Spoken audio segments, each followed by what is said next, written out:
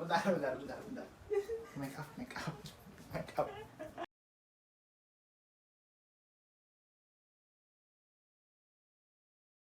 Oke. Sutradara rolling. Oh, udah ya.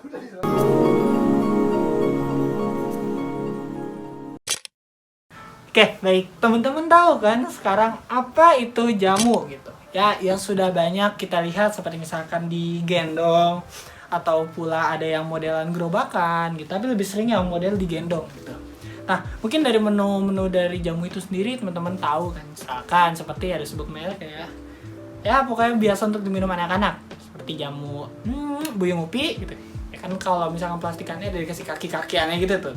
Oke, di masa pandemi ini masyarakat tuh banyak berbondong-bondong ingin membeli jamu gitu. Dimana akhirnya jamu itu sekarang naik omsetnya dari 10% di kisaran 10% sampai 20%. Menurut Permenkes, jamu itu adalah bahan atau ramuan dari bahan-bahan seperti tumbuhan atau bahan hewan, bahan mineral, di mana bahan tersebut itu yang secara turun-temurun telah digunakan untuk pengobatan, di mana itu berdasarkan pengalaman dan dapat diterapkan sesuai dengan norma yang berlaku di masyarakat. Nah, dari sini dapat dikatakan jamu merupakan bahan tradisional dikarenakan turun-temurun tadi gitu. Dalam beberapa jenis jamu itu ada banyak jenisnya. Misalkan yang seperti terkenal itu ada beras kencur, lalu ada kunyit asam, sinom, terus ada cabai puyang, terus ada botowali dan lain-lain, dan masih banyak lagi jenis-jenis jamu yang ada di Indonesia.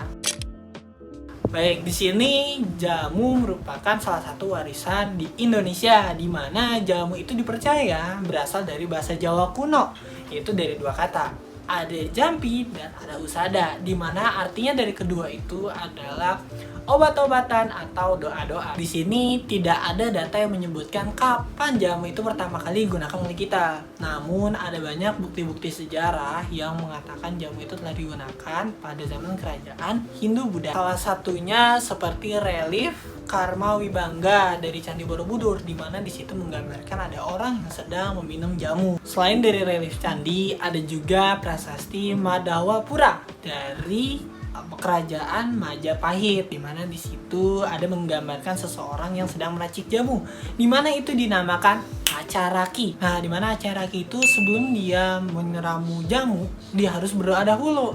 Kenapa sih sekarang kita lihat perempuan itu mendominasi dari penjualan jamu itu?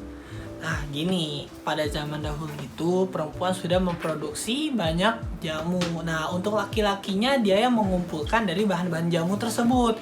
Jadi antara laki dan perempuan itu saling berbagi peran. Kemudian seiring berjalannya waktu, muncullah salah satu PT jamu tertua di Indonesia, yaitu PT Jamu Ibu Jaya yang berdiri di Surabaya tahun 1910. Dan sekarang akhirnya banyak sekali bentuk dari jamu itu sendiri. Ada yang mulai saset, tablet, atau pula kapsul, dan juga banyak lagi. Di sini saya akan memberikan perbedaan antara jamu dan obat konvensional. Nah, di mana contohnya seperti kunci ini. Nah, ini untuk contoh dari jamu, di mana jamu itu memiliki banyak zat-zat aktif. Nah, di sini ada misalkan zat Y, zat X, zat Z, dan lain-lain ada dalam satu jamu. Nah, tapi kalau ini adalah contoh dari obat konvensional, di mana obat konvensional itu hanya sedikit zat aktifnya, di mana difokuskan untuk penyakit yang dituju, seperti itu. Oke, pada prinsipnya nakes seperti dokter itu berpegang pada prinsip evidence-based medicine. Evidence-based medicine itu merupakan salah satu pendekatan dalam pengambilan keputusan medis berdasarkan riset ataupun studi medis terkini.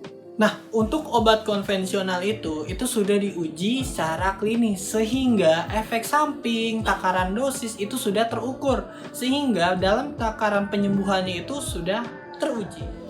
Sedangkan di sini untuk jamu itu masih banyak yang belum diuji secara klinis, tapi ada sebagian sudah diuji secara klinis. Jadi akhirnya kita tidak mengetahui aslinya dari jamu itu seperti efek sampingnya seperti apa, efek jangka panjangnya seperti apa, lalu efek dengan interaksi obat lain itu juga masih belum diketahui.